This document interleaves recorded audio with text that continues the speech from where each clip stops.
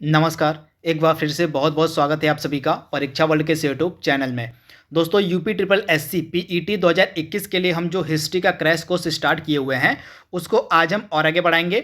अभी तक हमने 2 वीडियो को अपलोड कर दिया है। पहले वीडियो में हमने सिंधु घाटी सभ्यता कवर किया था, दूसरे वीडियो में हमने कंप्लीट किया था किसको, बौद्ध धर्म को, तथा आज हम तीसरा टॉपिक कवर करेंगे जैन धर्म का। ये सभी टॉपिक जो हम आप तक पहुँचा रहे हैं, ये सभी topic UP triple SC PET 2021 का जो सिलेबस लॉन्च हुआ है उसमें ये सभी टॉपिक मेंशन है। तो जितने भी टॉपिक मेंशन है हिस्ट्री के, उन सभी को हम डे बाय डे कर कवर करा रहे हैं। तो आज तीसरा टॉपिक हम कवर करेंगे। इस टॉपिक का नाम है जैन धर्म। तो चलिए आज के टॉपिक को स्टार्ट करते हैं। तो आज का पहला महत्वपूर्ण प्रश्न आपके सामने है, जैन धर्म के जो प्रथम तीर्थंकर थे वे कौन थे। काफी इंपॉर्टेंट प्रश्न है।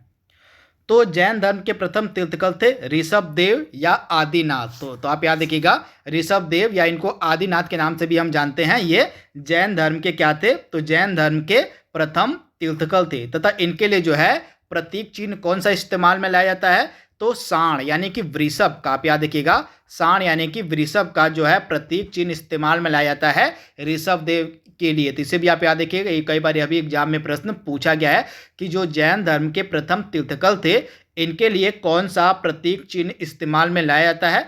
तो ऋषभ देव जो कि जैन धर्म के प्रथम तीर्थंकर थे, इनके लिए सांड यानी कि वृषभ का जो है, वृषभ यहाँ पे होगा, वृषभ नहीं वृषभ होता है, सांड को हम वृषभ कहते हैं। तो वृषभ यानी कि सांड का जो प्रतीक चिन्ह है यह ऋषभ देव के लिए इस्तेमाल में लाया जाता है। तो इसे आपको याद रखना है। किस तीर्थंकर का उल्लेख ऋग्वेद में मिलता है। तो जैन धर्म के जो प्रथम तीर्थंकर थे ऋषभ देव, इनका जो उल्लेख है यह जैन धर्म में मिलता है। अगला प्रश्न है, जैन धर्म के 23वें तीर्थंकर पार्श्वनाथ का जो जन्म था यह कहाँ पे हुआ था। तो जैन धर्म के जो 23वें तीर्थंकर थे पार्श्वनाथ, इनका जन्म हुआ था काशी में, जिसको हम वर्तमान में वाराणसी के नाम से जानते हैं। यहीं पे जो है जैन धर्म के जो 23वें तीर्थंकर थे पार्श्वनाथ, इनका जन्म हुआ था। तथा इनके लिए जो है कौन सा प्रतीक चिन्ह इस्तेमाल में लाया जाता है, तो पार्श्वनाथ के लिए जो है सर्प का प्रतीक चिन्ह इस्तेमाल में लाया जाता है। जिससे भी आप याद रखिएगा, जो जैन धर्म के 23वें तीर्थंकर थे पार्श्वनाथ, इनके लिए सर्प का प्रतीक चिन्ह इस्तेमाल में लाया जाता है। तथा इनका जो जन्म था यह काशी में हुआ था। अगला इंपॉर्टेंट प्रश्न आपके सामने है, जैन धर्म के जो 24वें तीर्थंकर थे महावीर स्वामी, इनका जन्म कब हुआ था। काफी इंपॉर्टेंट प्रश्न है। तो जैन धर्म के जो 24वें तीर्थंकर थे महावीर स्वामी, इनका जन्म कब हुआ था, तो 540 ईसा पूर्व में जैन धर्म के जो 24वें तीर्थंकर थे महावीर स्वामी, इनका जन्म हुआ था कहाँ पे, वैशाली के कुंडग्राम नामक जगह पे। कहाँ पे, तो वैशाली में एक जगह थी जिसका नाम था कुंडग्राम। यहीं पे जो है जैन धर्म के जो 24वें तीर्थंकर थे महावीर स्वामी, इनका जन्म हुआ था। इसके बाद जो महावीर स्वामी थे जैन धर्म के 24वें तीर्थंकर, इनके लिए जो है कौन सा प्रतीक चिन्ह इस्तेमाल में लाया जाता है, तो सिंह का। तो इसे भी आप याद रखिएगा, सिंह का जो प्रतीक चिन्ह है महावीर स्वामी के लिए इस्तेमाल में लाया जाता है। अगला प्रश्न है, महावीर स्वामी को किस नदी के तट पर ज्ञान प्राप्त हुआ था। तो महावीर स्वामी को जो है किस नदी के तट पर ज्ञान प्राप्त हुआ था, तो ऋजु पालिका नदी के तट पर जो है महावीर स्वामी को ज्ञान की प्राप्ति हुई थी। तो आप इसे याद रखिएगा, ऋजु पालिका नदी के तट पर जो है महावीर स्वामी को ज्ञान की प्राप्ति हुई थी। अगला प्रश्न है, कितने वर्षों की तपस्या के बाद महावीर स्वामी जिन यानी कि विजेता कहलाए। तो कुल 12 वर्षों की कठिन तपस्या के बाद महावीर स्वामी विजेता यानी कि जिन कहलाए थे। तो राइट आंसर आपका जाएगा 12 वर्ष की कठिन तपस्या के बाद। अगला प्रश्न आपके स्क्रीन पर है, और महावीर स्वामी की जो मृत्यु थी यह कहाँ पर हुई थी। काफी इंपॉर्टेंट प्रश्न है। तो महावीर स्वामी की जो मृत्यु थी यह राजगीर के निकट पावापुरी नामक जगह पर हुई थी। आप याद रखिएगा, राजगीर के निकट एक जगह थी पावापुरी, यहीं पे जो है महावीर स्वामी की मृत्यु हुई थी। कब, तो 468 ईसा पूर्व में। कब, तो 468 ईसा पूर्व में जो है राजगीर के निकट पावापुरी में जो है महावीर स्वामी की मृत्यु हुई थी। तो आप इसे याद रखिएगा।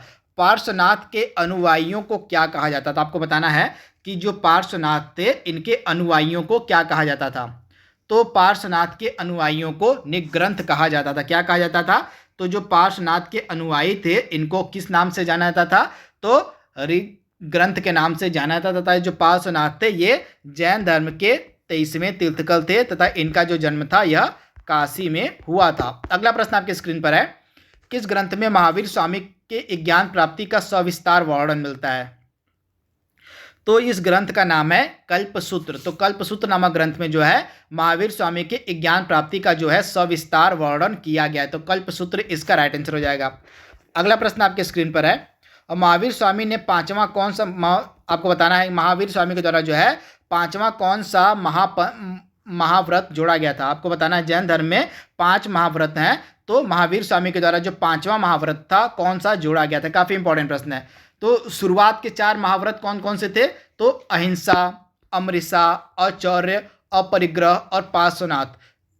तो ये जो 4 पंच महाव्रत थे, अहिंसा पहले अहिंसा, अमृषा, औचौर्य और अपरिग्रह, इन चारों को सबसे पहले जोड़ा गया था पार्श्वनाथ के द्वारा, तथा जो 5वां महाव्रत था यह जोड़ा गया था किसके द्वारा, महावीर स्वामी के द्वारा, तथा इसका नाम था ब्रह्मचर्य। तो टोटल वर्तमान में 5 महाव्रत हैं। कहाँ पे, तो बौद्ध मतलब जैन धर्म में। तो आपको याद रखना है शुरुआत के जो 4 महाव्रत थे ये पार्श्वनाथ के द्वारा जोड़े गए थे, अहिंसा, अमृषा, औचौर्य, अपरिग्रह, तथा जो 5वां महाव्रत था यह ब्रह्मचर्य जोड़ा गया था भगवान महावीर के द्वारा। अगला प्रश्न है, और जैन धर्म के सप्तभंगी ज्ञान को क्या कहा जाता है। तो जैन दर्शन के सप्तभंगी ज्ञान को कहा जाता है स्यादवाद। क्या कहा जाता है, तो जैन दर्शन के सप्तभंगी ज्ञान को स्यादवाद के नाम से जाना जाता है। अगला प्रश्न है, जैन दर्शन ज्ञान का स्रोत किसे मानता है। तो जैन दर्शन जो है ज्ञान का स्रोत किसे मानता है, तो प्रत्यक्ष, अनुमान और शब्द को जो है ज्ञान का स्रोत माना जाता है जैन दर्शन में। अगला इंपॉर्टेंट प्रश्न है, और कौन सा जैन तीर्थकर था जिसके लिए प्रतीक चिन्ह सर्प का इस्तेमाल किया जाता है। तो मैंने आपको बताया था सर्प का जो इस्तेमाल है यह किया जाता है पार्श्वनाथ के द्वारा, तथा ये जो पार्श्वनाथ थे ये जैन धर्म के 23वें तीर्थकर थे। इनके लिए जो है सर्प का प्रतीक चिन्ह इस्तेमाल में लाया जाता है। वहीं 24वें जो तीर्थकर थे भगवान महावीर, इनके लिए जो है भगवान महावीर जो थे ये जैन धर्म के 24वें तीर्थकर थे। इनके लिए जो है सिंह का प्रतीक चिन्ह इस्तेमाल में लाया जाता है। वहीं अगर हम पहले तीर्थकर की बात करें तो जैन धर्म के जो पहले तीर्थकर थे ऋषभ देव, क्या नाम था, तो ऋषभ देव जो थे ये जैन धर्म के पहले तीर्थकर थे। इनके लिए जो है सांड का प्रतीक चिन्ह इस्तेमाल में लाया जाता है। तो इसे आपको याद रखना है। अगला प्रश्न है, महावीर स्वामी का जन्म कहाँ पे हुआ था। तो मैंने आपको बताया था वैशाली के कुंडग्राम नामक जगह पे जो है महावीर स्वामी का जन्म हुआ था। कब, तो 540 ईसा पूर्व में। अगला प्रश्न है, महावीर स्वामी के पिता का क्या नाम था। तो महावीर स्वामी के पिता का नाम था सिद्धार्थ। तो आपको याद रखना है महावीर स्वामी के पिता का नाम सिद्धार्थ था, तथा इनकी माता का नाम था त्रिशला। क्या नाम था, पिता का नाम सिद्धार्थ और माता का नाम त्रिशला था। तब से आपको याद रखना है। तथा महावीर स्वामी के पत्नी का नाम क्या था, तो यशोदा। क्या नाम था, महावीर स्वामी के पत्नी का नाम यशोदा था। तो इनके बारे में आपको याद रखना है। अगला इंपॉर्टेंट प्रश्न आपकी स्क्रीन पर है, और जैन धर्म के संबंध में निम्नलिखित में से कौन सा कथन सही नहीं है।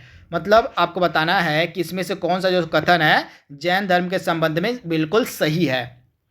तो इसमें से कौन सा कथन जैन धर्म के संबंध में बिल्कुल सही है, तो जो जैन धर्म था यह कर्मवाद में विश्वास करता था। तो राइट आंसर आपका हो जाएगा ऑप्शन ए, यानी कि कर्मवाद में जैन धर्म विश्वास करता था। अगला प्रश्न है, कौन सा पर्वत जैनों में पवित्र माना जाता है। तो जो चंद्रगिरी पर्वत है यह जैन धर्म में पवित्र माना जाता है। तो राइट आंसर आपका हो जाएगा चंद्रगिरी पर्वत। अगला प्रश्न है, और जैन संघ के सदस्य कितने संघों में विभक्त थे। तो जैन संघ के जो सदस्य थे ये कितने संघों में विभक्त थे, तो 2 संघों में जैन संघ के सदस्य विभक्त यानी कि विभाजित थे। तो आपको याद रखना है। अगला प्रश्न है, और जैन दर्शन के अनुसार सृष्टि की उत्पत्ति कितने द्रव्यों से हुई है। तो जैन दर्शन के अनुसार जो है सृष्टि की जो उत्पत्ति है टोटल 5 द्रव्यों से हुई है। तो राइट आंसर आपका हो जाएगा 5 द्रव्यों से। अगला प्रश्न है, जैन धर्म में किस सिद्धांत पर सबसे अधिक बल दिया गया था। तो जैन धर्म में सबसे अधिक जो बल दिया गया वह दिया गया अहिंसा पे, यानी कि राइट आंसर आपका हो जाएगा अहिंसा के सिद्धांत पर जैन धर्म में सबसे अधिक बल दिया गया था। अगला प्रश्न है, जैन धर्म को दक्षिण भारत ले जाने का श्रेय किसे दिया जाता है। तो जैन धर्म को दक्षिण भारत में ले जाने का जो श्रेय है यह दिया जाता है भद्रबाहु को। तो राइट आंसर आपका हो जाएगा भद्रबाहु। अगला प्रश्न आपकी स्क्रीन पर है, महावीर स्वामी को किस वृक्ष के नीचे जो है ज्ञान यानी कि कैवल्य की प्राप्ति हुई थी। तो साल के वृक्ष के नीचे जो है जैन धर्म किनको, तो महावीर स्वामी को ज्ञान यानी कि कैवल्य की प्राप्ति हुई थी। वहीं अगर भगवान बुद्ध की बात करें तो महात्मा बुद्ध को जो ज्ञान की प्राप्ति थी पीपल के यानी कि बोधि वृक्ष के नीचे हुई थी, और जो महावीर स्वामी थे इनको ज्ञान की प्राप्ति साल के वृक्ष के नीचे हुई थी। अगला प्रश्न है, जैन धर्म का जो प्रथम अधिवेशन था कहाँ और किसकी अध्यक्षता में हुआ था।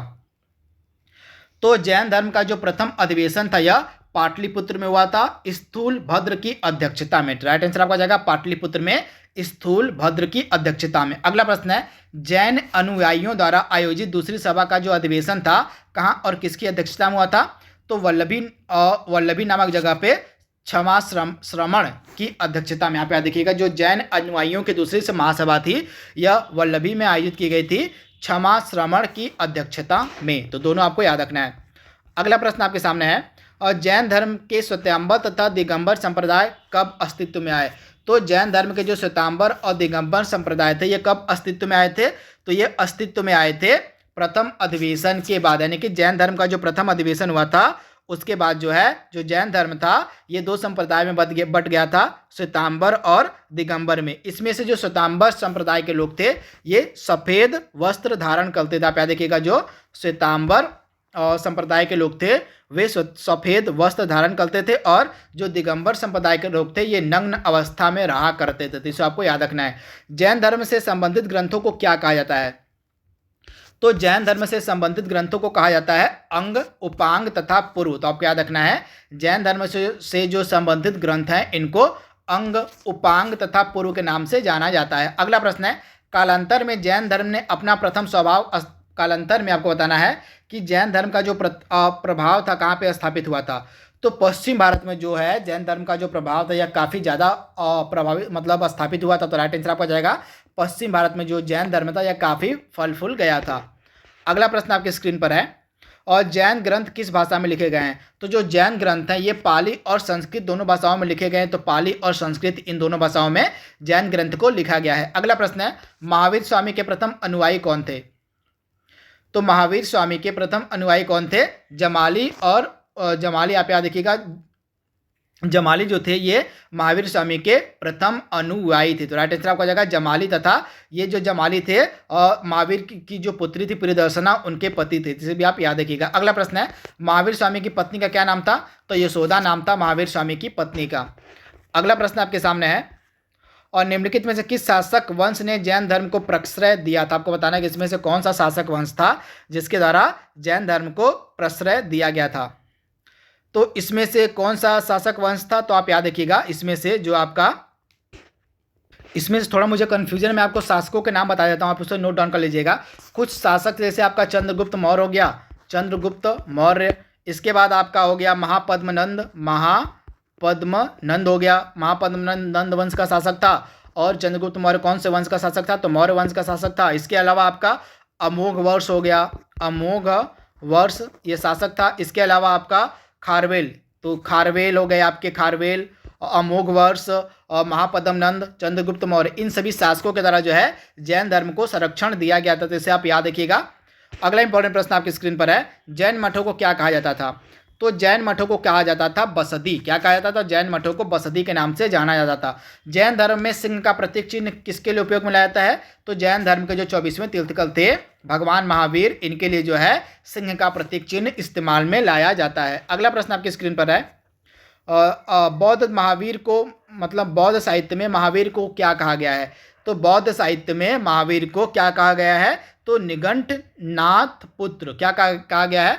तो बौद्ध साहित्य में महावीर को जो है निघंटनाथ पुत्र के नाम से जाना जाता है। तो आप इसे याद रखिएगा। इसके बाद जो जैन धर्म है यह वास्तुवादी है। इसे आप याद रखिएगा, जो जैन धर्म है यह एक वास्तुवादी है। अगला है, सप्तभंगमी नए सिद्धांत किस धर्म से संबंधित है? तो सप्तभंगमी नए सिद्धांत का संबंध जैन धर्म से है। तो इसे आप ध्यान दीजिएगा। अगला प्रश्न आपकी स्क्रीन पर है, और प्रसिद्ध जैन ग्रंथ अनेकांत विजय की रचना किसके द्वारा की गई थी? तो अनेकांत विजय की जो रचना थी यह हरिभद्र सूरी के द्वारा की गई थी। तो आप याद देखिएगा, हरिभद्र सूरी के द्वारा जो प्रसिद्ध जैन ग्रंथ था अनेकांत विजय, इसकी रचना की गई थी। प्रसिद्ध जैन ग्रंथ परिशिष्ट वर्मन की रचना किसके द्वारा की गई थी? तो परिशिष्ट वर्मन की जो रचना है यह हेमचंद्र के द्वारा की गई थी। अगला प्रश्न है, कुमारगुप्त प्रथम के समय शंकर नामक व्यक्ति ने किस तीर्थंकर की मूर्ति का निर्माण कराया? तो कुमारगुप्त प्रथम के समय शंकर नामक व्यक्ति ने जो है पार्श्वनाथ जो कि जैन धर्म के 23वें तीर्थंकर थे, उनकी मूर्ति का निर्माण उसके द्वारा कराया गया था, शंकर नामक व्यक्ति के द्वारा। तो इसे आप ध्यान दीजिएगा। तो दोस्तों यहाँ पे हमने टोटल 39 प्रश्नों को कवर किया है जो कि जैन धर्म से रिलेटेड थे। आई होप यह वीडियो आपको पसंद आएगा। तो आज के लिए बस इतना ही। Thank you, thanks for watching, thank you.